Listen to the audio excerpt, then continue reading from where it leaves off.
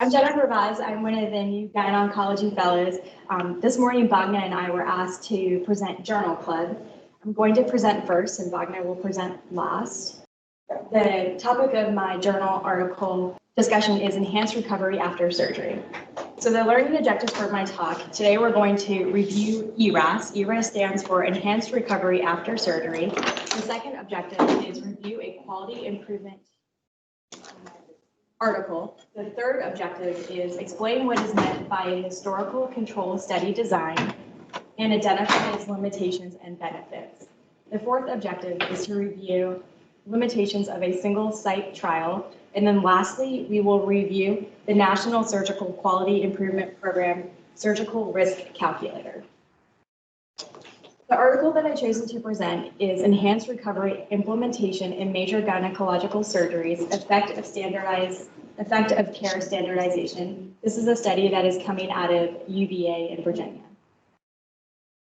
So before we start, what is ERAS? Can anybody this morning explain to us what ERAS is?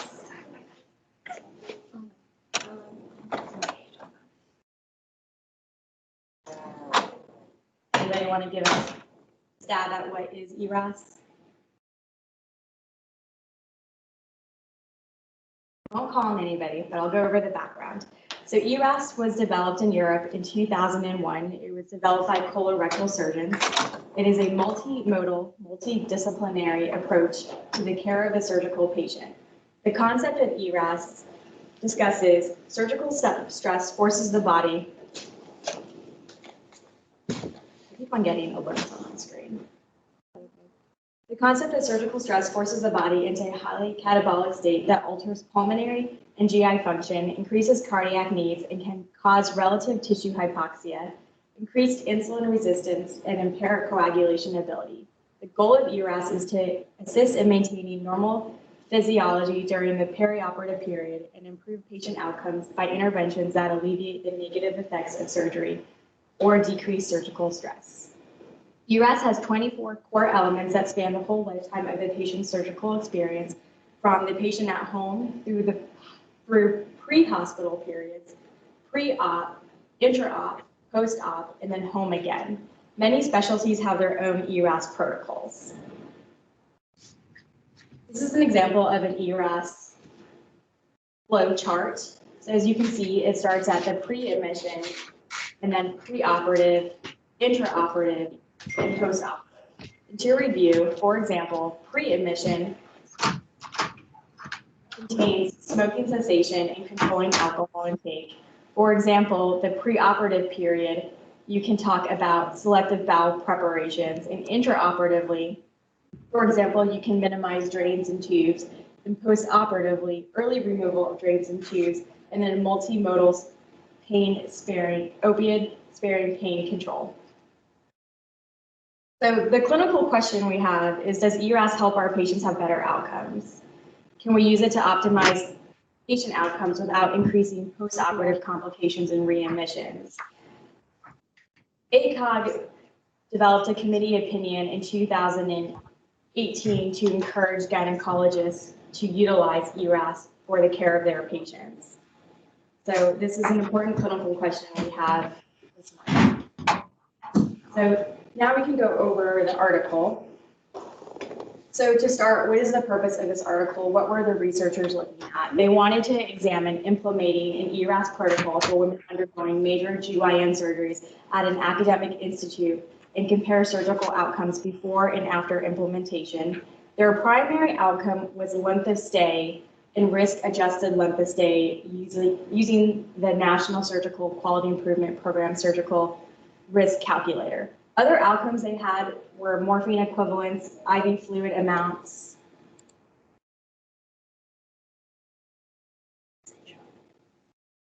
numerical pain scores 1 to 10, and compliance with protocol measures.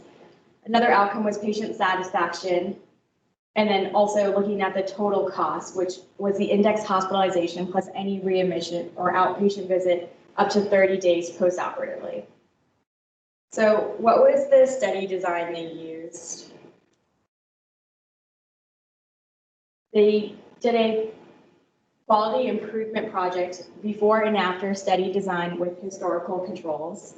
And what was the flow sheet? There wasn't a flow sheet that was developed in their article. Sometimes when people have quality improvement projects, it's nice to see an overarching review of their study. So I went ahead and created one so we could better understand the article. So who was their patients? There were any GYN major elective surgeries with an overnight admission. And then they took their study and they divided it up into the pre-ERAS control and the post-ERAS implementation. So for their pre-ERAS control, they took patients from January 2014 to December 2014, and they broke it down into pre-ERAS open procedures, that was 211 patients, and then pre-ERAS minimally invasive procedures, that was 324. And then in regards to their post-ERAS implementation, that was from March 2015 to August 2015, they developed a protocol called the full pathway. It contained 136 patients. It was for open procedures with the use of regional anesthesia. They also created a light pathway that was 279 patients, and this was for minimally invasive procedures. It was identical to the full pathway, except it did not include the regional anesthesia. So going back to what is their pre-ERAS intervention? So it's basically what was their institution doing before ERAS was developed as a protocol. So preoperative care was at the discretion of the provider. Patients were NPO admitted. There were varying operative education for patients. Generally, they told patients to expect 1 to 2 days in the hospital for an open procedure. 1 to 2 days for a minimally invasive procedure, or 2 to 5 days for an open procedure. They talked about prophylactic antibiotics with their patients, and then 1/4 of the patients in the pre-ERAS population received regional anesthesia. Intra-op fluids were at the discretion of the anesthesiologist, and post-op IV fluids were continued until the patient tolerated regular diet. On post-op day 1, these patients typically had a clear liquid diet, and the PCA was ordered until the patient was tolerating regular diet. So going back to the flow sheet, this is the pre-ERAS, okay? So now we need to talk about the post-ERAS. What exactly is that? So their first table is titled UVA ERAS GYN Protocol Interventions. So I took the table and I divided it into two, that way we could look at it. So for example, they talk about their major intervention, the phase of care, and what exactly it is. So I'm not going to go through all of it, but let me go through the ones that I thought were most important. The first one is the preoperative phase, patient education. So patients received an ERAS handbook describing the pathway, and they received one-on-one teaching with a clinical nurse about the ERAS pathway, the role in the patient's recovery, and expectations surrounding surgery. And then expectations were set for the day of discharge. I thought this was very important. Another one that I thought was important was in the preoperative phase about the diet and carbohydrate loading. It says that patients can stop a regular diet at midnight if no mechanical bowel preparation, or 6 p.m. if they're having a mechanical bowel preparation on the night before surgery. They said that clear liquids could be consumed, and then patients could drink 20 ounces of Gatorade 2 hours before their anesthesia induction. I thought this was very important because we tend to tell our patients nothing after midnight, no food, no water. And then another part that I thought was interesting was the multimodal pain management. This was also in the preoperative phase. So patients would receive multimodal pain meds in the pre-op area. So Celebrex, gabapentin, and Tylenol. This is similar to what we do. And then for the full pathway patients only, they receive their regional anesthesia, okay? And then going on to the other half of their table, what I thought was interesting was in the pre-operative area, they received Lovenox or sometimes heparin prophylactically before their surgery. And then additionally, for fluid management, patients had an IV started in the pre-op waiting room, but IV fluids were not actually administered. Sometimes before we go back to the OR, our patients have already received 1 liter or more of fluid. And then additionally, fluid management for their post-operative period, I thought it was interesting. Their patients had their IV fluids decreased to 40 cc's an hour on post-op day 0. And then fluids were stopped at 8 a.m. on post-op day 1. And then lastly, I thought the early feeding post-operative period in their protocol was interesting. Patients received clear fluids in the recovery room as tolerated. And then patients received a soft diet on post-op day 1, and they were transitioned to a regular diet as tolerated. So my next question is, how many of these are we doing at Augusta University? Does anybody want to speak up and say what we're doing at Augusta University that is similar to UVA's protocol for ERAS? Okay, I can help. So looking through the table, I circled things in red of what we are doing. So things we are doing well, I think our multimodal pain management is good. I often see people ordering gabapentin and Tylenol in the pre-op period. Antibiotics, we're always on top of it. Our antibiotics, we use cefoxitin mostly. And then for post-operative, we're very quick about getting patients on prophylactic anticoagulation and SCDs. And then something else I thought we're very good at is decreasing IV fluids on post-op day 0, and then sometimes stopping them on post-op day 1. So moving forward, what were the statistical review of this article? For their pre-ERAS and post-ERAS continuous variables, if they were normally distributed, they compared it with a t-test. For data that was not normally distributed, they compared using the Wilcoxon rank sum non-parametric test. And then for the pre-ERAS and post-ERAS categorical variables, they compared it using the chi-square test, and they also used the Fisher's exact test. So to go over the results, they published the results in A1ER. The first table was the characteristics in comparison of populations before and after ERAS implementation in the full pathway for open surgical procedures. And then they did a subset analysis, which I thought was interesting for gyn-oncology patients. And then their last table was the comparison of populations before and after ERAS in the light pathway for minimally invasive procedures. So I don't want to go through all the data because we have a lot to talk about this morning, but I briefly want to talk about their big results. So for the ERAS full pathway, the majority of patients underwent a TAH staging or Urogyn procedure. It was very similar to their control group. The median length of stay was reduced in the ERAS patients. So it was 3 days on average for big procedures with no ERAS compared to 2 days for patients that underwent big procedures with ERAS, and their p-value was significant. And this was also consistent when they used the National Surgical Quality Improvement Program predicted length of stay.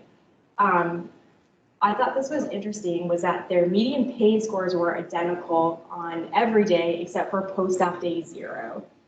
And additionally, it showed that there was a decrease in ERAS patients, a 0.5 pain scale compared to a 3.7 pain scale, and this was statistically significant. And then overall, the rate of complications decreased in the ERAS group 40% to 21%. Unfortunately, they didn't really discuss what were the complications that were decreased. And then looking at their subset analysis of gyn-onc patients, they had 96 historical controls compared to 45 full ERAS controls. There is a difference in their population. One group is bigger than the other, so I don't know if it's very strong. And then they also discussed that the median length of stay was similar to 3 days and that there was no difference in complications. And then there was also a similar decrease in intraoperative morphine and IV fluids as the full pathway. So then going on to the light pathway, and remember the light pathway applies to our minimally invasive surgeries. So our patients that tend to go home on post-op day 0 or post-op day 1, their median length of stay was similar, 1 day compared to 1 day, and their p-value showed us that it was not significant. And then additionally, there was an increase in total post-op complications in the pre compared to the post. I thought that was pretty high. So they're saying that pre-ERAS and minimally invasive, the complication rate was 18, and that was reduced to 10% after ERAS was implemented. This was mostly due to UTI, so getting Foley's out on post-op day 0 makes a big difference. So continuing on with the results, I thought that this was very important. They did satisfaction surveys for all their phases of care for the the full patients, the light patients, and then also the historical controls. And it showed that there was marked improvement on how well is your pain controlled. But remember, we said that pain was only controlled on post-op day 0 for the full protocol patients, and then for the minimally invasive ERAS patients, there was no difference. But yet on their survey, when they asked how well is your pain controlled, they got higher scores. So possibly this has to do with the education that patients received preoperatively with setting expectations.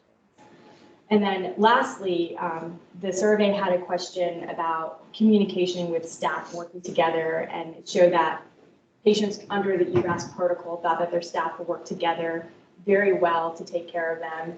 And the scores, the percentages were increased from 32 to 90%. So I thought this was very important because patient satisfaction is what drives healthcare. Another thing that drives healthcare are hospital costs. So hospital costs were decreased on the full pathway, about 11,000 to 9,000 with a statistical significant p-value in the GYN subset in the full pathway.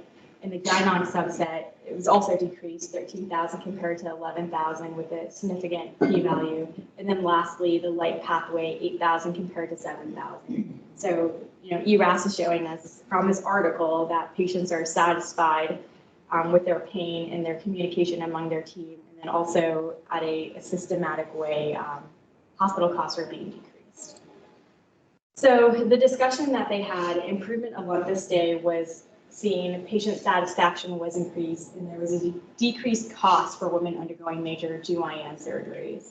And then something that they stressed in their discussion as being key for their ERAS implementation was that they had a dedicated nurse to oversee this process. So they thought that communication was very important. So a couple more things for us to go over. I picked this article because it is a quality improvement article, and as a resident, quality improvement projects are the big projects to get started on. They often tend to be not the easiest, but the most simplified to do when you're a resident. So one thing that they used is a historical control. So not everybody knows what a historical control is, so I can go over it. We typically use these with before and after study designs. It's used to compare groups of patients before an intervention and then after an intervention. So what are the pros of using historical control? Sometimes it's ethical. For example, in OB, we don't do a lot of randomized controlled trials on pregnant patients. So typically, historical controls are used a lot in OB. They're lower cost and it's easier to do. So what are the cons of a historical control? There's no randomization. So we need to rule out chance when we talk about the data. Biases can develop if there are differences between the two groups of patients. So the pre and post characteristics of the patient should be identical. And then confounding factors like time can influence our collection of data. And then also there could just be missing data. So what are the goals for research with historical controls? You want to have a short time period between your pre and post intervention because there is a less likely chance of changes in practice styles, technologies, or standards of care. Selection of patients should be consecutive. This is going to reduce selection bias. And then you want to use objective clinical outcomes. Like, for example, this article used length of stay. You would avoid using something subjective. And then you want to use a chart reviewer that has experience with the field that you're working in. So for this paper, they used a certified surgical nurse to review the charts. So the other thing I think is important to talk about is single site trials. This is what the paper is out of only one institution. So what are the pros? Logistically, it's cheaper, right? You don't have to go anywhere. You can get all your data from one place. It's easier to do. The data collection is simplified. Mostly you're working with one medical record system. And additionally, there's a loss of heterogeneity in the types of patients seen, which could imply less confounding biases. So what are the cons of the single site trials? It lacks external validity. So what we read at UVA, I don't know if we can translate it to our population here. And then often you need additional staff and additional time to take all your steps of your research through your single sites. And then you need to overcome institutional bias. not everybody's going to buy into your intervention. So you have to be prepared to find out what are their barriers to change and what can be addressed in order for them to adapt your new protocol. So going on, which I thought was interesting, is they talked about the surgical risk calculator. So this is coming from the American College of Surgeons. It's designed to be used by surgeons and patients to discuss individual risk for surgeries. It has been extensively tested, and there's an option to review geriatric outcomes. So when you go to their website, you can see that there's 20 characteristics they look at. For example, they look at the ASA score, the type of surgery, the sex of the patient, and health information. It's very quick to enter. It takes like less than 2 minutes. And then they have statistical models to predict the outcomes, and they use data from over 4 million operations. So what does this calculator tell us? It tells us the risk of having 18 different complications in the first 30 days following surgery. And it also helps us to predict length of stay. So how could you utilize this calculator in your everyday clinic life? So for example, at pre-op clinic, if you have a patient that desires an elective surgery, you can pull up the calculator and talk about their risk if the patient has hesitancy, and then it can help navigate the patient. So this is one tool that I thought was interesting. So I went ahead and I plugged and chugged in the calculator. I wanted to see like what would it tell us. So this situation applies to a benign gynecologist. So what I did was I took a patient that came in for a ruptured ectopic pregnancy. I said that she was a smoker, and I said that she had class 1 obesity, and I said that this was an emergent case. So I entered in all her data, and I thought it was really interesting that it gives me a picture of the graph of what is my risk and what is the average risk. So you can go through serious complication, any complication, pneumonia, cardiac complication, surgical site infection, urinary tract infection, DVT, renal failure, readmission, return to the OR, death, and discharge to nursing or rehab facility or sepsis. So it gives you your risk, your patient's risk for the surgery, and compared to the average risk, and then a chance of the outcome actually happening. So I thought this was an interesting tool to use. So things that we reviewed today. So we reviewed the article, and then most importantly, we talked about what are historical controls. Is this something that you would want to use for your research? And then we also reviewed single site trials, like what are the pros, what are the cons? And then we talked about this interesting calculator. So in conclusion, I thought that this was a strong quality improvement article. It definitely leaves things to be desired. For example, I think their nulls were small, but some of their data was pretty profound. And then most importantly, I thought that the patient satisfaction increase was very important.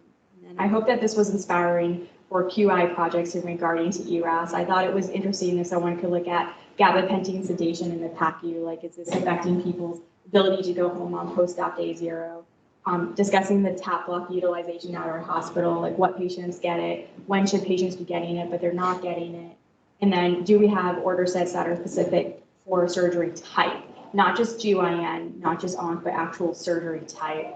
And then I thought it would be interesting if we could look at patient satisfaction in regards to pre-op counseling. I thought that would be an easy project for us to do. And then these are my resources. Any questions?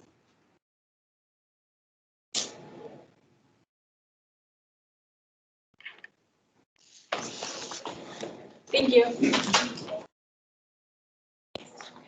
All right, good morning, everyone. I'm Bogna Brzezinski. I'm one of the other new GYN oncology fellows. I know I haven't met all of you yet, but thank you for having us here to present Journal Club. So this morning, I'm going to present an article that's entitled The Safety and Efficacy of Apixaban versus enoxaparin for Preventing Post-Operative VTE in Women Undergoing Surgery for Gynecologic Malignant Neoplasm. So this is a pretty recent article, actually. It just was published in June of this year. It was published in the JAMA Network Open Journal, which has an impact factor of 5.032, so pretty impactful, and that's compared to, we're generally pretty familiar with Green Journal, and the impact factor for Green Journal is 4.98. Dr. Guntapalli is the first author listed. He is the Division Director of GYN Oncology at the University of Colorado at Denver, formerly vice chair for clinical affairs and quality and the past fellowship director. Just for some background on him, he did his undergrad at Johns Hopkins, MD at UT Houston, and OB residency at Baylor, and then his fellowship in oncology at WashU. He leads the NRG Research Consortium at UC Cancer Center, and is a member of the editorial board for the Green Journal. So pretty impressive CV, seems like a relatively trustworthy guy as far as his expertise in this area. So as far as her relevance for this article and kind of why I picked it, as OBGYNs, we care for patients that are pretty high risk for DVT and PE. We always want to think in terms of your Gauss triad. And just as a reminder, this is the concept of stasis, vascular injury, and hypercoagulability as being factors that are significant to the development of VTE. So we think about, our OB patients, their hormonal status makes them hypercoagulable, stasis as far as, our patients that are admitted to antepartum or postpartum, kind of sitting around. And then same thing for surgical patients, by definition, we're performing surgery and inducing vascular injury, and then also they're kind of stuck immobilized for some time. When we think about our GYN oncology patients, these patients are sort of a unique population in that they have some additional risk factors. Just in general, I think across the board, not in just oncology, we're seeing increased levels of obesity, people with metabolic derangements such as diabetes or hypertension, and increase in sedentary lifestyles. And then when you get patients that on top of that have cancer and are more sick, this certainly has a more compounding effect on their risk. In this particular group, we have rates of DVT up to 26% and up to 9% for PE.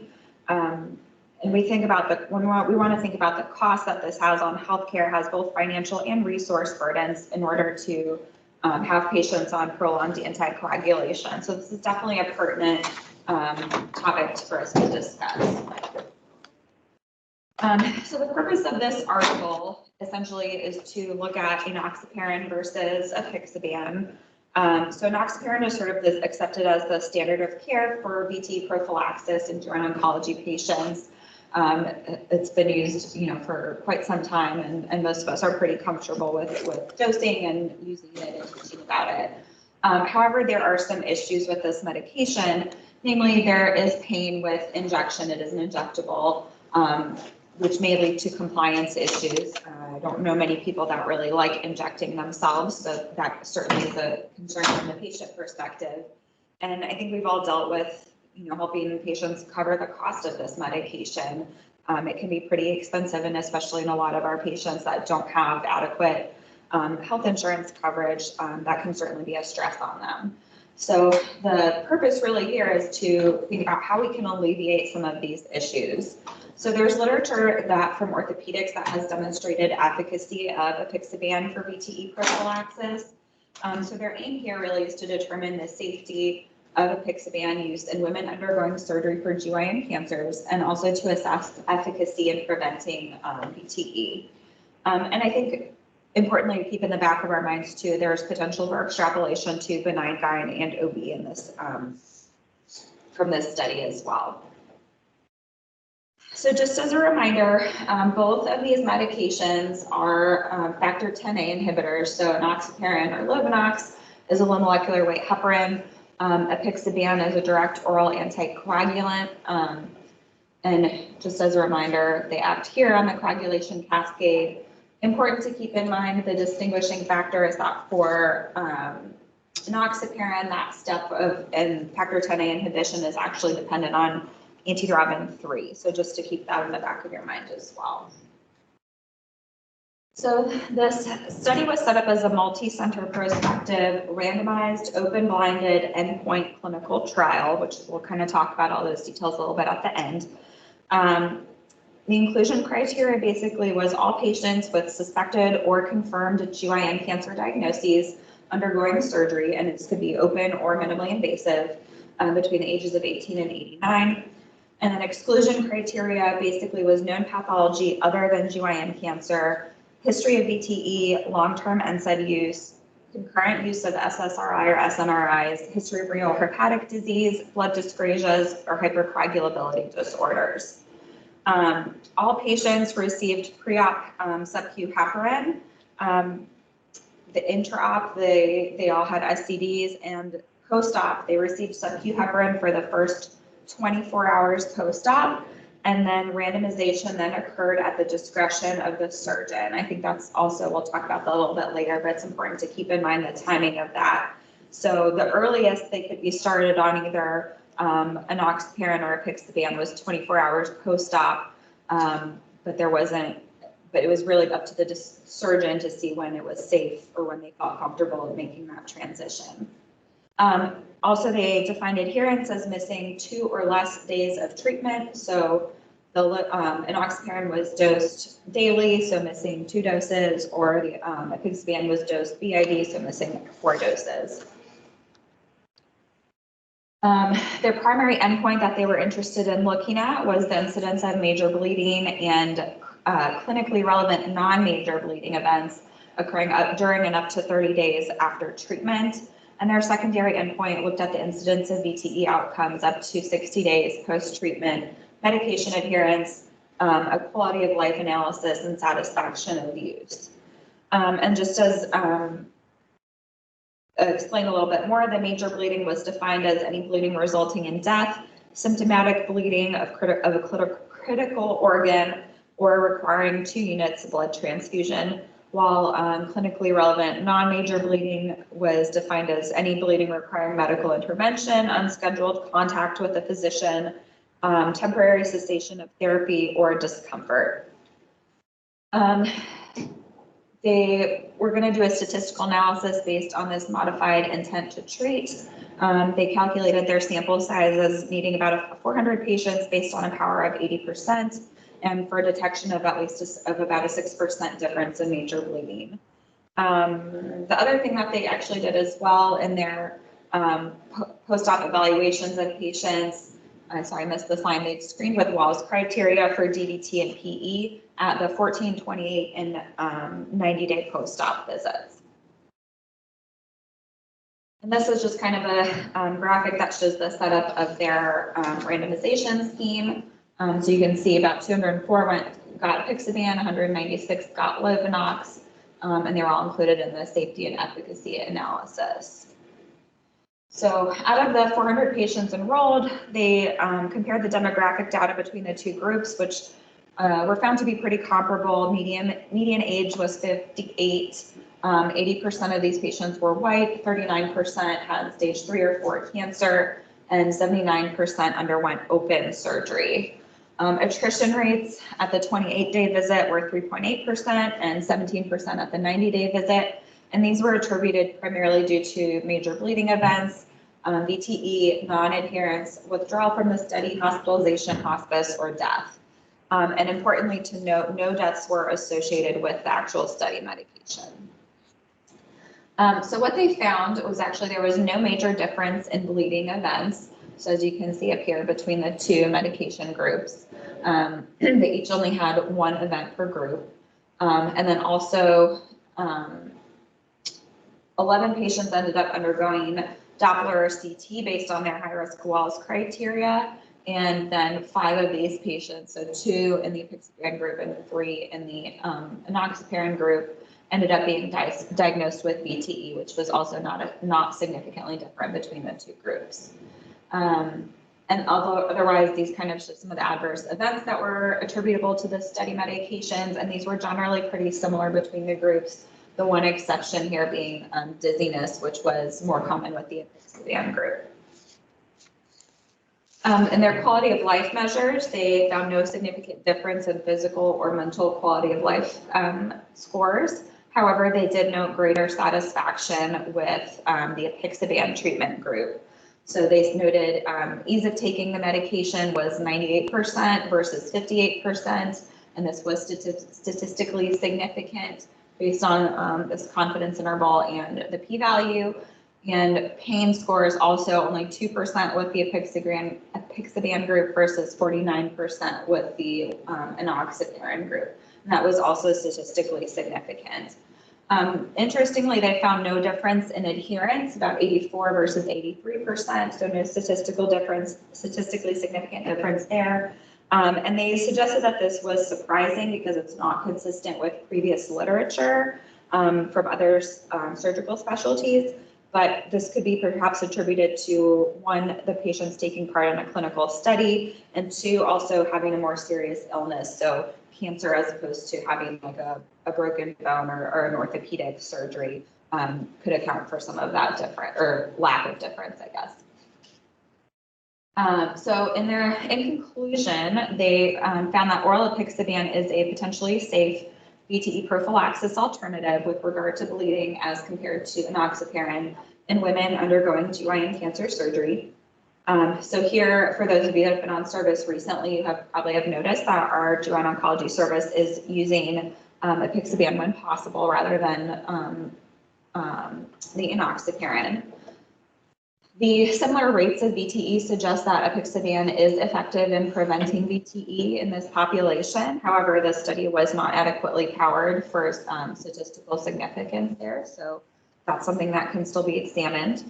And previous studies have shown that, again, there's need for anticoagulation in post-op gyn-onc patients, and this offers a potential alternative to injectable medications that have all the problems that we mentioned before. This can ease patient concerns regarding pain, cost, ease of administration, and potentially adherence issues. The strengths of this study, again, randomization, so there was decreased bias. The groups were demographically similar. There were a variety of surgical procedures performed, which makes this more broadly generalizable, and the high adherence. As far as limitations, again, like I said, this was underpowered in order to really assess prevention of the VTE metric. And then they had lower than expected rates of VTE and bleeding, which potentially could be accounted for by the higher than expected compliance. I think there are a lot of applications outside of GYN oncology that we can consider. So we know that enoxaparin is safe in pregnancy. It's something that we routinely use as it does not cross the placenta or increase any adverse pregnancy outcomes. It's safe in lactation. And again, something that we routinely use for prophylaxis as well in our GYN patients, and most of us are pretty familiar with it. Apixaban, however, is not recommended for use in pregnancy due to increased risk for spontaneous abortion, and there's not really any evidence as far as whether it's safe or not in lactation. However, it could be something you can consider in postpartum patients if they're not breastfeeding, to again avoid injectable medication. So I think it's important, we consider this medication for use in our GYN surgical patients or any non-breastfeeding postpartum OB patients that have additional risk factors that would put them in the need for greater VTE prophylaxis. So just to kind of review or assess this study, I guess. So just a reminder, this was a randomized clinical trial, so it's pretty high up here on the level of evidence scale, meaning this is, pretty well structured, reliable study. We mentioned it's a multi-center, prospective, randomized, open-blinded endpoint clinical trial. So the fact that it's multi-center, again, increases generalizability. It's prospective, which helps decrease recall error and allows you to observe outcomes as they go along. The randomization eliminates selection bias. This was open-blinded, which basically what this means is that they were not able to blind physicians and patients to which study medication they got. Certainly, it's it'd be hard to blind someone one that's getting an injection and one that's getting an oral medication. I guess theoretically they could give somebody the placebo of the other, so everyone's getting an oral and an injection, but then they would not have been able to perform the quality of life and satisfaction studies. And then endpoint clinical trial basically just means that they had set endpoints in mind, so they kind of knew what they wanted to look at rather than just kind of haphazardly seeing what happens. Potential flaws in the study design. So I mentioned before, the timing of the initiation of the study medications was left up to the discretion of the surgeon. So it's really unclear, how many patients actually started their medication 24 hours post-op, or did they start at, post-op day 5 when they were getting discharged from the hospital, and kind of what difference that made. Again, since most of us are pretty comfortable with Lovenox, did the Lovenox get started earlier, whereas, potentially was there a delay in starting the apixaban? So really unclear there. And then also ultimately 77 patients actually had a benign final pathology, and those were included in the study sample. So this could account for some of the lower rates of VTE and bleeding that they had. Certainly we know, a lot of our GYN oncology surgeries are a little bit bloodier than some general or benign gyn surgeries, and certainly not having cancer would also decrease their chances of having VTE. And again, the sample size as well, while they powered it to assess for major bleeding events, it was not adequate to really look at efficacy and prevention of VTE prophylaxis or prevention. So we'll briefly kind of review some stat stuff as well. I think this is important for the residents because this will come up on pre-auths and on your board exams. So just as a reminder, the odds ratio, which was used in the study, represents the strength of association between an exposure and an outcome. It shows that the odds that an outcome will occur given a particular exposure compared to the odds of an outcome given no exposure. So the way that you interpret that is that patients with outcome Y are 5 times more likely to have had exposure X. The odds ratio is a risk. So it's used to determine if a particular exposure is a risk factor. So in this case, if the medication is a risk factor for a major bleeding or VTE, were kind of the main measures we were looking at. In general, if an odds ratio is equal to 1, the exposure does not affect the odds of the outcome. If it's greater than 1, it's associated with higher odds. Less than 1 is associated with lower odds. And odds ratio actually tends to overestimate the association for more frequent outcomes. So it's only really recommended for use if you expect an event to occur less than 10% of the time. Otherwise, it may overestimate the association. Confidence intervals are used to estimate precision of an outcome. They give like a range of values, which basically says that gives you the range in which the true value is most likely found. So a wide confidence interval indicates low levels of precision, while a narrow confidence interval gives you higher precision. This is significantly affected by sample size and sort of the spread of the data as well. So you can imagine, like on the blue curve here, for example, 95% confidence interval would be narrower and a smaller interval than the same 95% confidence interval on the red curve. So that's just kind of like helps me visually kind of think about that. If the confidence interval does not include the null value, so 1 is the null value for odds ratio measurements, then statistical significance can be inferred from that. And this again just demonstrates how the little table here demonstrates how changes in standard deviation, so the dispersion of your data, which confidence interval you choose, 90 versus 99%, and sample size and how they affect your confidence intervals. The p-value is something that reflects the measure of evidence against the null hypothesis. So it's a predefined limit which we use as a cutoff for statistical significance. Frequently, you see 0.05 as sort of the cutoff. So a smaller p-value indicates that the probability is small that a difference in outcome is due to chance. So if you have a small p-value that's less than your designated, pre-designated cutoff, then you can then reject the null hypothesis and accept an alternate hypothesis that says there is a statistically significant difference in your data. And then finally, power, important to determine sample size prior to initiating a study, because this helps you to ensure that your resulting data is, or the statistical analysis that you choose is adequate or appropriate to analyze for the desired result. Also, you need to be able to control the probability with which the real effect can be identified as statistically significant.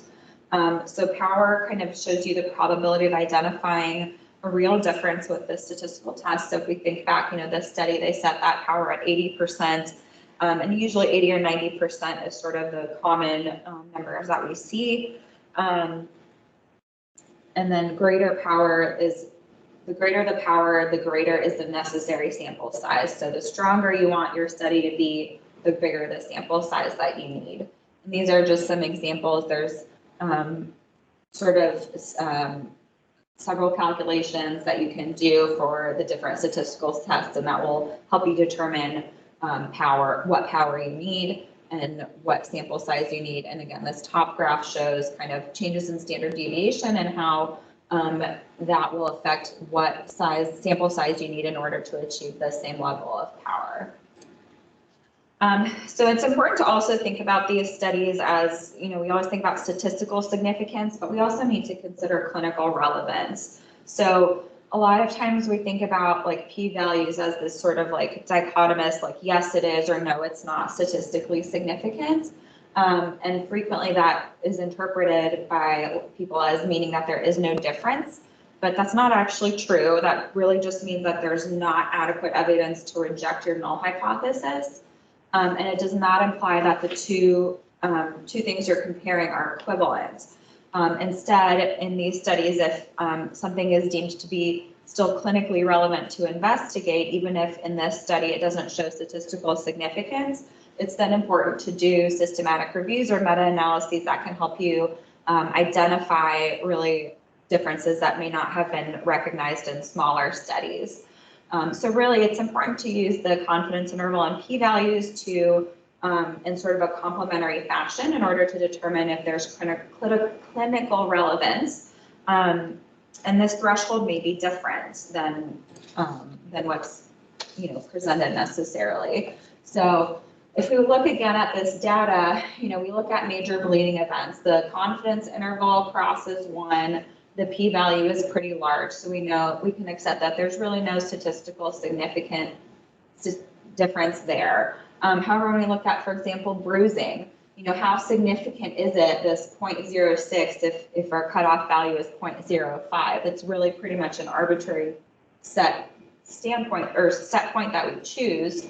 So, and again, the confidence interval does cross 1, but I think most of us have seen a lot of patients with lobe knocks that come in with those bruised bellies, and that's pretty uncomfortable for them. So that's something that is still probably clinically relevant to us, even if it's not statistically significant. And the same here, really, the dizziness is the only one we can look at where the confidence interval does not cross 1 and the p-value indicates significance. And then also with the quality of life assessments, again, both the confidence intervals and the p-values indicate significance in their outcomes. As a reminder, I'm not sure how many of you are familiar with this Caprini score, but when we're talking about prophylaxing patients for VTE risk, this is a really excellent tool. It's actually the most widely validated VTE risk assessment tool that we have for surgical patients. So basically, you check off all these little boxes and can get their Caprini score, and it tells you what their risk category is for VTE, and then gives recommendations as far as what prophylaxis they need, whether just STDs are sufficient or whether they need chemical prophylaxis and for how long. So that's a really important tool to kind of keep in your back pocket. Additionally, just for GYN oncology literature, there's also this Piranha model that you might come across. I actually was not familiar with this prior to kind of doing this presentation, but this is another VTE risk assessment tool that's used in cancer patients.